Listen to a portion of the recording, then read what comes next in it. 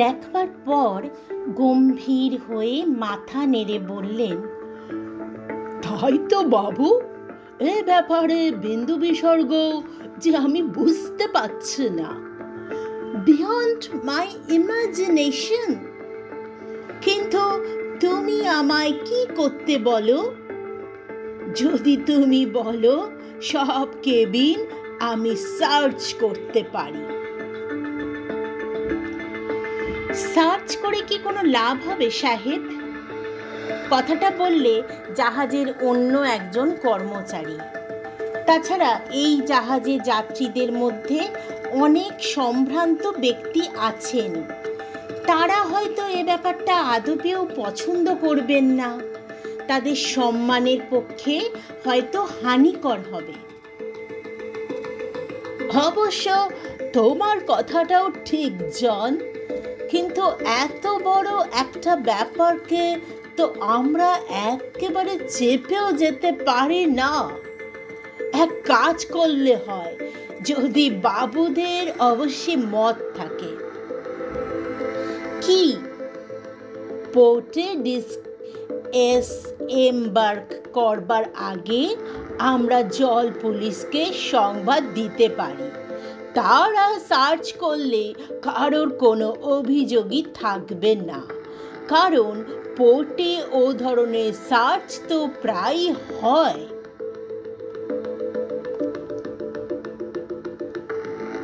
কি বলো বাবু? আমার কর্মচারী যা বলছে তাতে তোমাদের মত আছে? সুব্রত ভেবে দেখলে কথাটা নেহাত অযৌক্তিক নয়। তাছাড়া শত্রুপক্ষকে নিয়ে বেশি ঘাঁটাঘাঁটি না করাই ভালো। এতে করে হয়তো তারা আরও সাবধান হয়ে যাবে, এমনকি হয়তো কাগজপত্র ফটোটা নষ্টও করে ফেলতে পারে। বেশ, আমিও ভেবে দেখি। যা হয় আমি তোমাকে কালই জানাবো, সুব্রত বলে। এরপর ক্যাপ্টেন বিদায় নিয়ে চলে গেলেন। ক্যাপ্টেন ও জাহাজের অন্যান্য কর্মচারীরা বিদায় নিয়ে চলে যাবার পর রাজু বললে,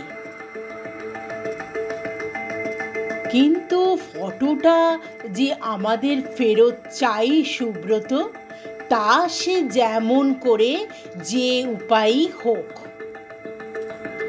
সবই তো বুঝলাম রাজু, কিন্তু ফটোটা উদ্ধারের আপাতত কোনো উপায়ই তো দেখতে পাচ্ছি না।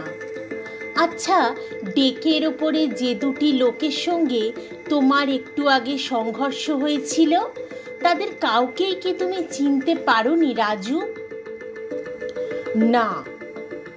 আচ্ছা, তোমার কি মনে হয় রাজু, এই কালো ভ্রমরের দলের লোকেরই কাজ? তাছাড়া আর কে তোমার ঘরে ঢুকে টাকা কড়ি সব ফেলে রেখে একটা সামান্য ফটো চুরি করবার জন্য আসবে বলো? তাছাড়া ভুলে যাচ্ছ কেন তোমার সেই অ্যাটর্নির চিঠির কথাগুলো? না রাজু, আমি ভুলিনি। বলে একটু থেমে সুব্রত আবার ডাকলে, রাজু বলো, তোমার কি মনে হয় কালো ভ্রমর স্বয়ং নিজেই আমাদের সঙ্গে এই জাহাজে যাত্রী হয়ে চলেছে? না। কেন? তার কারণ কালো ভ্রমর কলকাতায় আমার সঙ্গে দেখা করে বলেছিল পরের জাহাজেই সে রেঙ্গুনে চলে যাবে। সে কি, কালো ভ্রমরের সঙ্গে তোমার দেখা হয়েছিল নাকি? হ্যাঁ, তোমার সঙ্গে দেখা হবার 2 দিন আগে। এ কথা তো এতদিন কই তুমি আমাকে বলনি রাজু? সুব্রত স্থির দৃষ্টিতে রাজুর মুখের দিকে তাকিয়ে প্রশ্ন করে। না, বলিনি। কিন্তু বললে তো তোমার কোনো ক্ষতি ছিল না। তা ছিল না বটে, তবে প্রয়োজন মনে করিনি বলেই বলিনি। অবান্তর কতগুলো কথা বলবার মধ্যে আমার ধারণা কোনো সার্থকতাই নেই সুব্রত। আর ধরো যদি বলতামই, তাতেই বা তোমার কি এমন সুবিধা হতো? তোমার হাতে যখন যে মুহূর্তে হাত মিলিয়েছি, সেই মুহূর্তে আমার সমস্ত অতীত আমি বিসর্জন দিয়েই এসেছি। কালো ভ্রমরের সঙ্গে যখন আমার দেখা হয়, তখন তোমরা ছিলে আমার শত্রু, আর আজ তোমরা আমার প্রিয়জন, বন্ধু। এবং শুনলে হয়তো অবাক হবে, কালো ভ্রমর ডাকাত, দস্যু, তস্কর যাই হোক না কেন, তার ওপরে আমার অসীম একটা শ্রদ্ধা আছে মানুষ হিসাবে। তোমরা জানো না, কিন্তু কালো ভ্রমরই প্রথম আমার দস্যু জীবনে আমায় স্মরণ করিয়ে দিয়ে যায় যে ডাকাত, দস্যু বা তস্কর হলেও আমরা মানুষ।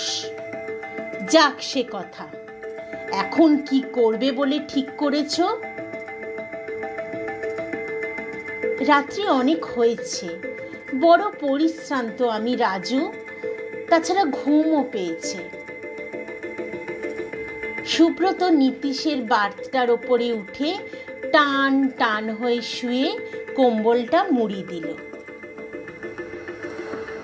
বার্থের ওপর শুয়ে শুয়ে সুব্রত ভাবছিল রাজুর কথাই। এখনো রাজুকে নিয়ে সময় সময় তার মনে সন্দেহ জাগে কেন? একদিনের অনুতাপের হোমানলে নিশিদিন পুড়ে পুড়ে রাজু যে সোনা হয়ে গেছে, এই প্রমাণ তো সে আরও একবার পেয়েছে। তাছাড়া রাজুর যদি কালো ভ্রমরের দলের সঙ্গে যোগাযোগ একটা কিছু থাকতোই, তাহলে এই কদিনের নিকট সাহচর্যে কি সেটা ওদের চোখে ধরা পড়তো না? আচমকা সামান্য কয়েকটি মুহূর্তের মধ্য দিয়ে রাজুর পরিবর্তন এসেছে বলেই না ওর মন মাঝে মাঝে সংশয়ে পীড়িত হয়ে ওঠে? একদিন যে মন্দ ছিল, সে আবার ভালো হয়ে উঠেছে। এই দুনিয়ায় সে নজিরের তোর অভাব নেই। দস্যু রত্নাকর তো ঋষি বাল্মীকি হয়ে উঠেছিলেন একদিনে, যিনি একদিন অকাতরে অসহায় মানুষের বুকে ছুরি চালিয়ে আনন্দ পেতেন, তিনি পরবর্তীকালে একদিন আবার ব্যাধের স্বরাঘাতে জর্জরিত ক্রৌঞ্চ মিথুনের দুঃখে বিলাপ করে উঠেছিলেন। না না, এ ওর অন্যায়। আর রাজু বার্তের ওপরে শুয়ে সে একাকী নিঃশব্দে অশ্রুমোচন করছিল। তার 5 বৎসরের স্খলনের ইতিহাসকে সে ভুলতে চাইলেও এরা ভুলতে দিতে চায় না কেন? যাকে সে মুহূর্তে নিঃসংকোচিতে বন্ধু বলে আপনার মতো করে বুকে টেনে নিল, তাকে নিয়েও মনে সংশয়ের পীড়া। কেন এমন হয়? তার মনে তো কই আর এতটুকু ক্লেদও অবশিষ্ট নেই। আজও তো সে নিরন্তর অনুতাপে দগ্ধ হচ্ছে। আজও তো অনেক সময় হঠাৎ তার অতীত জীবনের স্মৃতি মনের পটে উদিত হয়ে লজ্জায় গ্লানিতে তাকে মাটির সঙ্গে মিশিয়ে দেয়। রাত্রি প্রায় শেষ হয়ে এলো হয়তো, কিন্তু তবু রাজুর চোখে ঘুম নেই। সুব্রত হয়তো ঘুমিয়ে পড়েছে। হঠাৎ ওর কানে এলো নীতিশের ক্ষীণ ক্লান্ত কণ্ঠস্বর, একটু জল। তাড়াতাড়ি রাজু শয্যা ছেড়ে উঠে নীতিশের শিয়রের কাছে এসে দাঁড়ালো। জলের জগটা হাতে গ্লাসে ঢেলে জল দিয়ে অতি সন্তর্পণে গ্লাস হতে একটুখানি জল নীতিশের গলায় ঢেলে দিয়ে সস্নেহে নীতিশের মাথায় একখানি হাত রেখে রাজু ডাকলে, নীতিশ ভাই। চোখ বুঝেই নীতিশ কোনো মতে সাড়া দিল, ওহ, এখন কেমন আছো ভাই? কি স্নেহ মাখা কণ্ঠের সুর, প্রাণ যেন জুড়িয়ে যায়। শয়তানের বুকে ভগবান যখন জাগেন, এমনই স্নেহ কোমল হয়েই বুঝি জাগেন। প্রত্যেক মানুষের বুকেই ভগবানের আসন পাতা থাকে।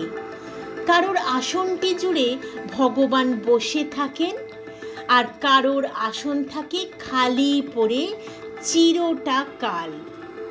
রাজুর বুকে সে আসন এতদিন ছিল খালি, আজ সেখানে দেবতা এসে বসেছেন।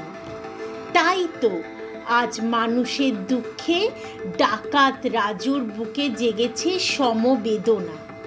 তার চোখের কোণে জমে উঠেছে সমবেদনার অশ্রু। এখন কেমন আছো ভাই? একটু কি ভালো লাগছে? বলতে বলতে গভীর স্নেহে রাজু নীতিশের কপালে হাত বোলাতে লাগলো। নীতিশ বলে, ভালো। কেমন করে তোমায় এমন জখম করে গেল ভাই? টের পেলে না লোকটা কে? তা তো জানি না। লোকটার মুখে একটা মুখোশ পরা ছিল। ঝিম দিয়ে পড়েছিলাম। হঠাৎ একটা শব্দে মাথা তুলে দেখি একটা মুখোশ আঁটা লোক সুব্রত সুটকেসের তালাটা ভাঙবার চেষ্টা করছে।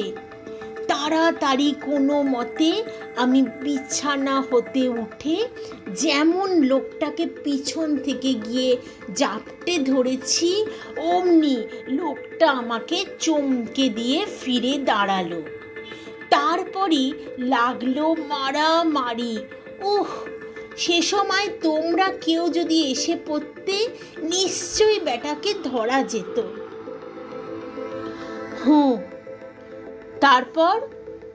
তারপর যখন দেখলাম অসুস্থ শরীরে লোকটার সঙ্গে পেরে উঠছি না, তখন তোমাদের নাম ধরে চিৎকার করে ডাকতে আরম্ভ করলাম।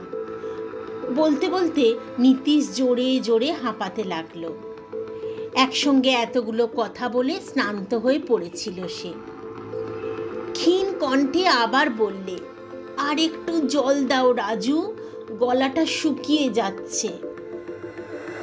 থাক ভাই, আর বেশি কথা বলো না, তুমি এখনো অসুস্থ।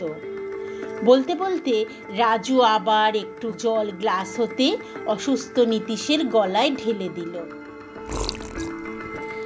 না ভাই, এখন আমি অনেকটা সুস্থ বোধ করছি। তারপর জানো, সেই লোকটা হঠাৎ আমায় বেকায়দায় ফেলে আমাকে তীক্ষ্ণ একটা ছুরি দিয়ে আঘাত করলো এবং আমাকে ধাক্কা দিয়ে ফেলে দিল। সঙ্গে সঙ্গে আমিও অজ্ঞান হয়ে গেলাম। তারপর আর কিছুই আমার মনে নেই। এখন থাক ভাই, তোমার সব কথা পরে হবে। এবার ঘুমাবার চেষ্টা করো, আমি তোমার মাথায় হাত বুলিয়ে দিই।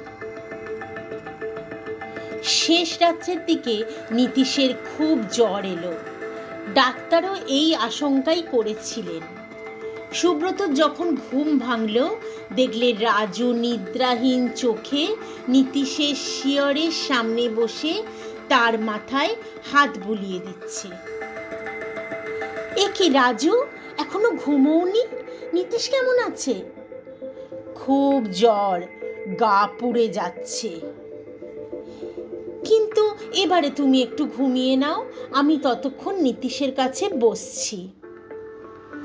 ঘুম আর আমার আসবে না ভাই। কিন্তু তা বললে চলবে না ভাই। এখন তুমি জেগে আছো এতক্ষণ ধরে, এবারে তোমাকে একটু বিশ্রাম নিতেই হবে। যাও শুয়ে পড়ো গে। ভুলো না, সামনে এখনো আমাদের অনেক কাজ। সবাই যদি আমরা অসুস্থ হয়ে পড়ি, সবারই শরীর ভেঙে পড়ে, যুদ্ধ করবে কি করে? এখন তো আমি জেগেই আছি, জেগে থেকে নীতিশকে দেখতে পারবো। যাও তুমি একটু ঘুমিয়ে নাও। এরপর আর তর্ক করা চলে না। তাছাড়া রাজু নিজেও অত্যন্ত ক্লান্তি বোধ করছিল। ও শুয়ে পড়ল। অনেক বেলায় রাজুর ঘুম ভাঙল। সুব্রতর ঘুম ভাঙতে ডাক্তারকে ডেকে পাঠিয়েছিলেন। ওই সময় ডাক্তার এসে ঘরে ঢুকলেন এবং নীতিশকে পরীক্ষা করে বললেন, ভয়ের কোনো কারণ নেই, অত বড় একটা চোট লেগেছে, তাছাড়া আগে হতেই শরীরটা অসুস্থ ছিল, তাই জ্বর হয়েছে। আমি একটা ওষুধ পাঠিয়ে দিচ্ছি। সারাটা দিন সুব্রত রাজু নীতিশকে নিয়েই ব্যস্ত রইল। ইতিমধ্যে জাহাজের ক্যাপ্টেনও ওদের কেবিনে এসে একবার দেখে গেলেন। সুব্রত রাজু পরামর্শ করে ঠিক করেছিল চুরির ব্যাপারটা জল পুলিশের ও পোর্টের পুলিশের গোচরীভূত করা প্রয়োজন। ক্যাপ্টেনকেও সেই রকমই ওরা বলেছে। আগামীকাল প্রত্যুষেই জাহাজ রেঙ্গুন বন্দরে পৌঁছবে। ক্যাপ্টেন বলে গেছেন তিনি ওয়্যারলেসে জল পুলিশকে সংবাদ দেবেন।